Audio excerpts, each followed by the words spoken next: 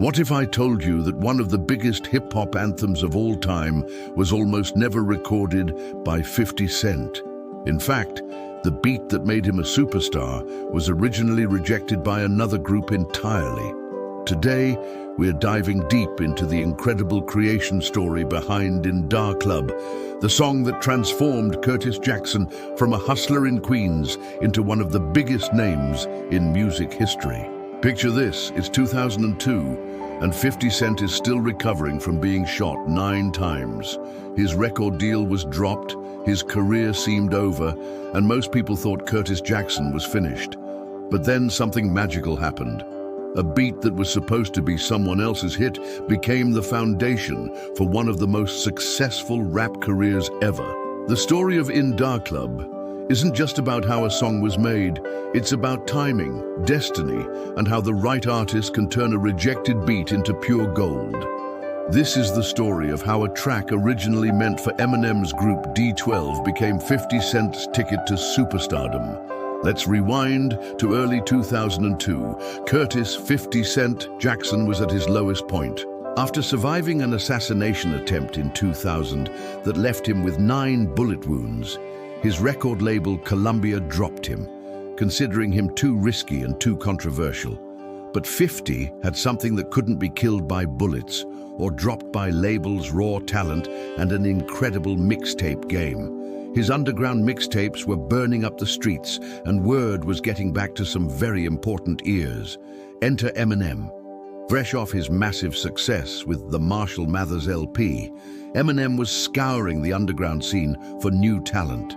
When he heard 50's mixtapes, particularly his freestyle over Eminem's own My Name Is instrumental, he knew he had found something special. Introduced to each other by mutual friend Eminem, Dre and 50 crafted 7 songs in their first ever studio session. But what happened before that first session is where our story really begins. Here's where the story gets fascinating. Before 50 Cent ever stepped foot in Dr. Dre's studio, the beat for In Da Club already existed. The track was created for Eminem's group D12 to rap over, with the intention of using it on the 8 Mile soundtrack. Dr. Dre and producer Mike Elizondo had crafted this unconventional, offbeat rhythm that was unlike anything else in hip-hop at the time. The beat was hypnotic, minimal yet powerful, exactly the kind of innovative sound that Dre was known for. But here's the thing, D12 passed on the beat. They couldn't connect with it, couldn't find the right approach to make it work. What seemed like a perfect match on paper just never clicked in the studio. Meanwhile, Eminem was bringing 50 Cent to Los Angeles for the first time. After signing 50 to his label Shady Records in partnership with Dr. Dre's Aftermath, they arranged for 50 to meet the legendary producer who had shaped the sound of West Coast hip-hop. This is where destiny stepped in. After 50 Cent was discovered by fellow rapper Eminem in 2002, he flew to Los Angeles where he was introduced to record producer Dr. Dre. In Da Club was the first of 7 tracks he recorded in 5 days with Dr. Dre. Now picture the scene. 50 Cent walks into Dr. Dre's legendary studio for the first time. He's nervous, excited, and ready to prove himself. Dre, being Dre, doesn't waste time with small talk.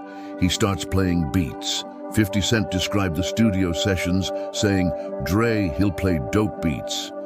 He'll say, these are the hits. 50, so pick one of these and make a couple of singles or something. When that In Da Club beat came on, the same beat D12 couldn't crack. Something magical happened. 50 didn't hesitate.